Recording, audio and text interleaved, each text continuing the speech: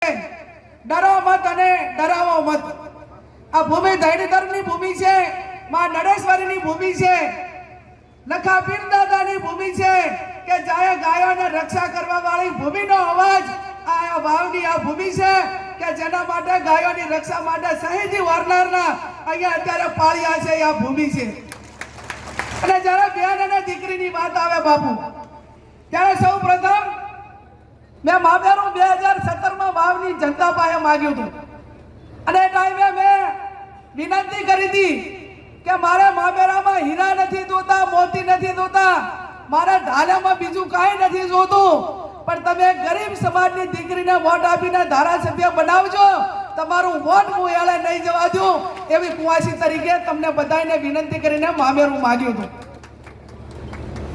2017 તમે મારું મામેરું ભર્યું, રાજકીય ઘણા ઉથલ પાથલ થયા, બધા મીડિયા વાળા, ભારતીય જનતા પાર્ટી વાળા એ બધાએ વગોડા ચાલુ રાખ્યા કે ગેનીબેન તો રાજીનામું આપશે અને એ ટાઈમે મેં એમને કીધું હતું કે અમારા ભારતીય સંસ્કૃતિમાં જ્યારે બેન દીકરી કોઈ મામેરું માગીને સત્તા સ્થાને આવે ને તો એ મામેરાની કિંમત શું છે ને, સંસ્કૃતિ શું છે ને એ હું ભલી ભાતે જાણું છું।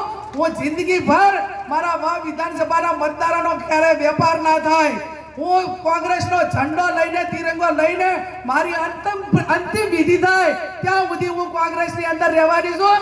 તમારે એમાં કોઈ ચિંતા કરવાની જરૂર નથી। ત્યારે પ્રજાને ભરોસો બેહવો જોઈએ, એને એનું વોટ આપ્યું છે એનો વેપાર ના થાય, એને નેચું ના જોવું પડે। જ્યારે કોઈ ધારાસભ્ય રાજીનામું આપે ત્યારે એના મત વિસ્તારમાં જેટલાએ મત આપ્યા હોય એને ક્યાંક ને ક્યાંક નીચું જોવું પડે છે।